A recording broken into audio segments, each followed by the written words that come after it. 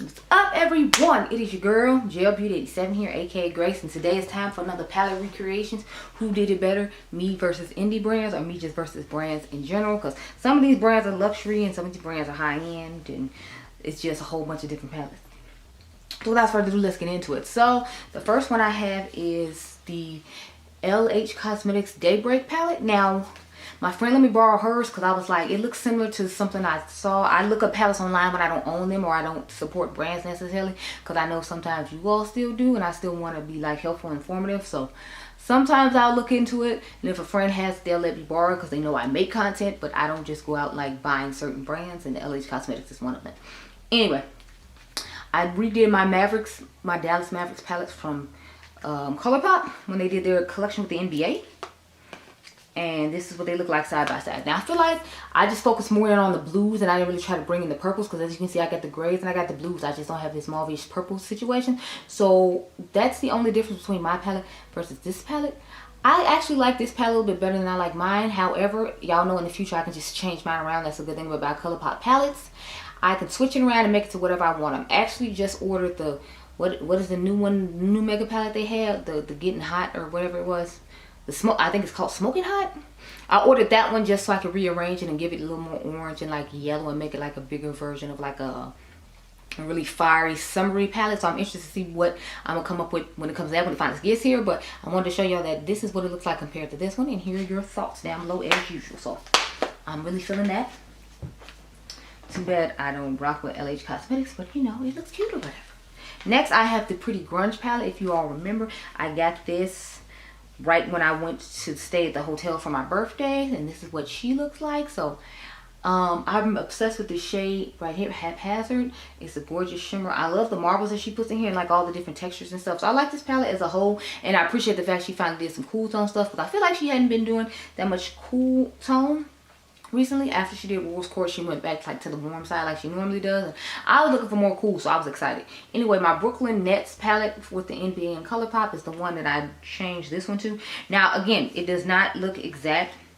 It looks similar. I try to grab inspiration from palettes sometimes, and I had actually made this palette before I made this palette.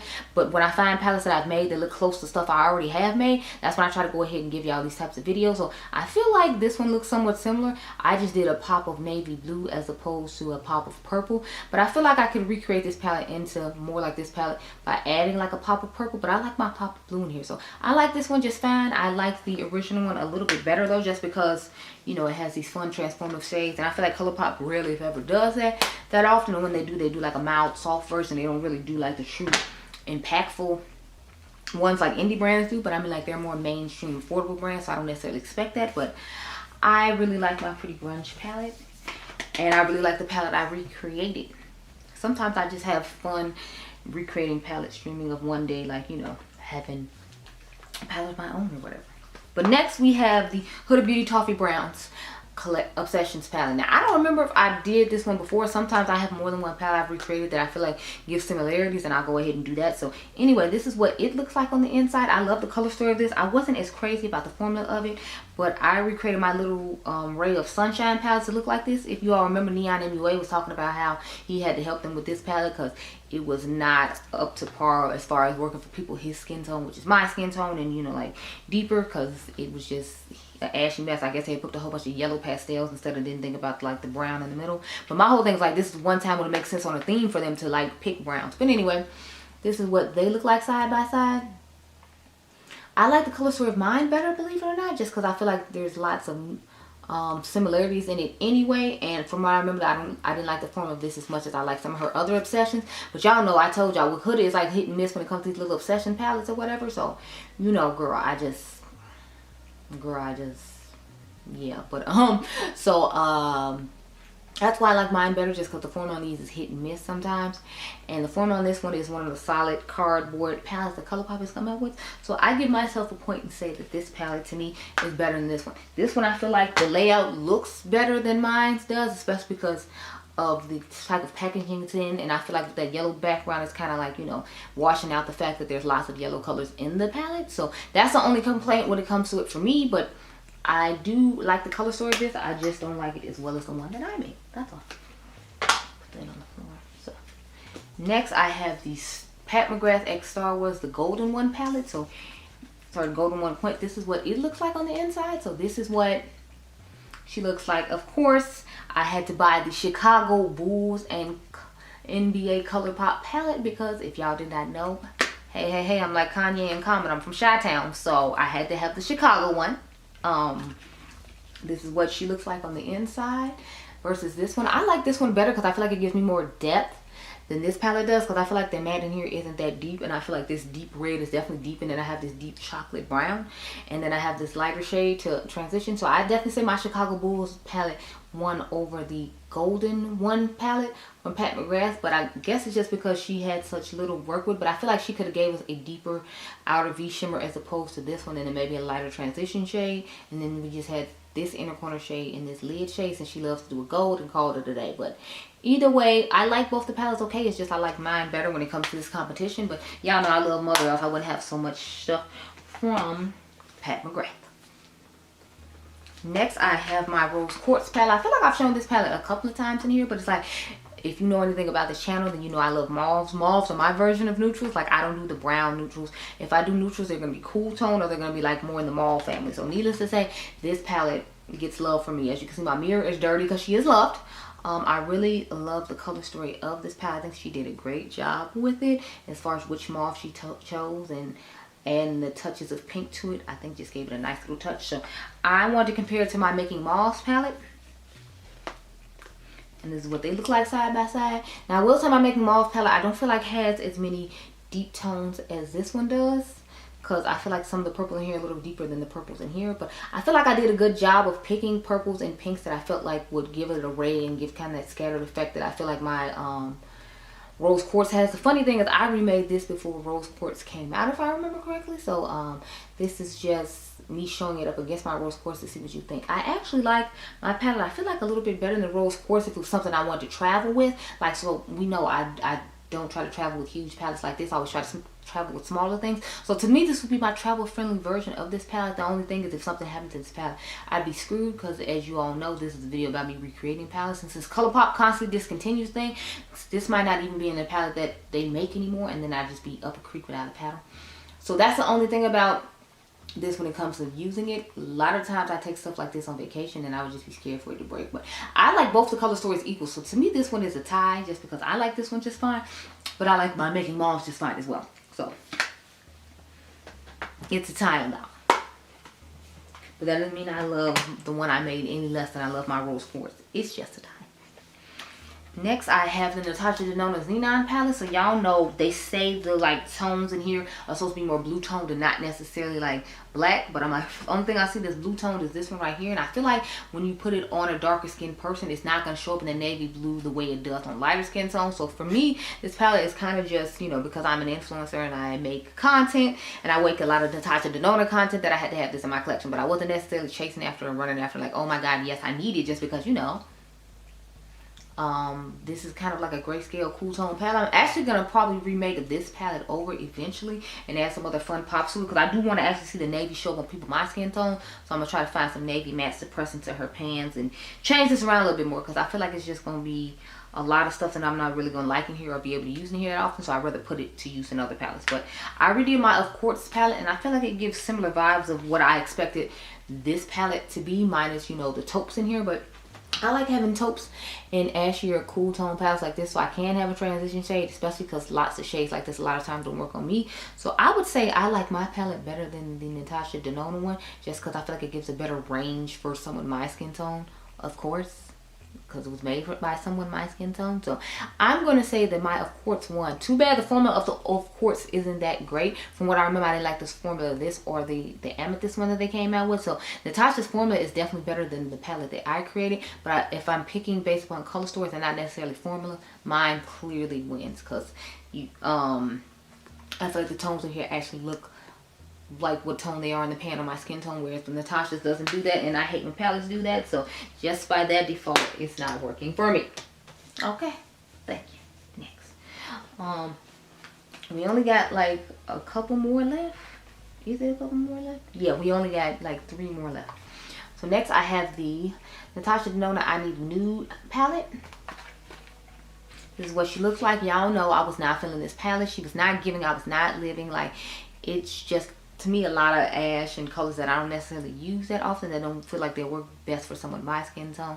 I prefer pretty grunge when it comes to the battle of these two palettes, just because I feel like it gives more for people my skin tone than this one does. I know I did a comparison to this one, Mega by Mario, and that's how a lot of people, like, you know, found me, because they were interested in that comparison, especially on some of my skin tones. So welcome to those people. But I have my That's Taupe palette. If you all remember, I recreated this one a while ago, and I definitely feel like it gives more of the vibe that I would want this one to give. First of all, I put a black in mine because, you know, these lighter taupey shades don't always work for some of my skin tone, so that gets a bonus from that. And then these taupe shades, I feel like just work better for some of my skin tone. Not that this doesn't look similar to this, it's just when it comes to the outer V shade, like when I put this one on, I feel like it wasn't as deep as it looks in the pan. And then there's a lot of these lighter shades that I'm not going to use. So of course I pick my palette when it comes to this competition, just because it's like mine is going to work better for, again, someone my skin tone, and that's what it was designed and created for. So I picked my That's Taupe palette over the I Need a Nude palette from Natasha Denona. But it's not because of the quality of the palette, it's because of the color story of the palette. And, you know, at the end of the day, I need color story that's going to work for me, and I don't feel like that one 100% works for me, or works to what I like.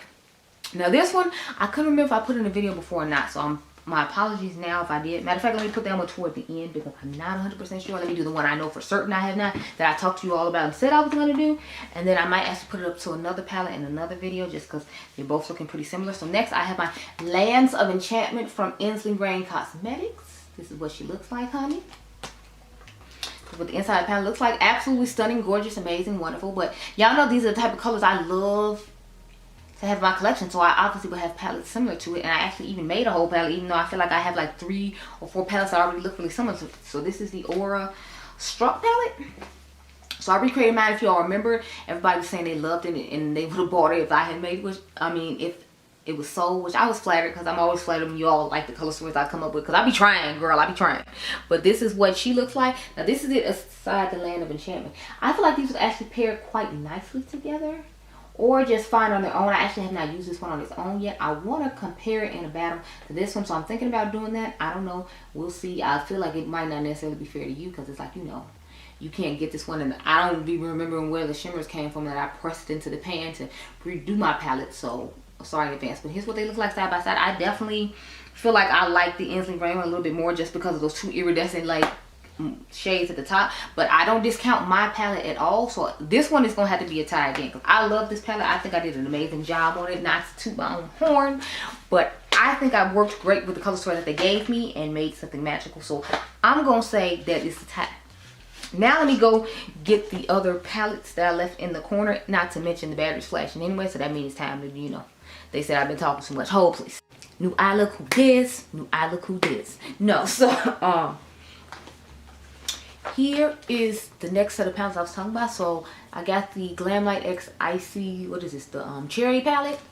So this is what it looks like on the inside. So I kind of did my own redo, even though I've had this palette for a while, but I took some shades out of it and switched it up. So this is what both of them look like side by side. They do have this fun white icy iridescent shade, so I will give them that when it comes to this palette. But I feel like mine looks pretty similar and just as nice in my personal opinion. I actually like the quality on my ColourPop one better than I like the quality on this one. If you all remember, this was the one that had the best quality out of the 2 though. I felt like the blue one was truly disappointing to me. So this one disappointed me. However, this one I really like to fall in love, and I just don't reach for it that often, because I've kind of gotten out of the monochromatic moment. But if I had to pick, I'd pick mine over this one, just because I feel like the quality of my ColourPop palette is better compared to the Icy palette. It's not I dislike the Icy palette, it's just the quality to me isn't as good as some other palettes I own.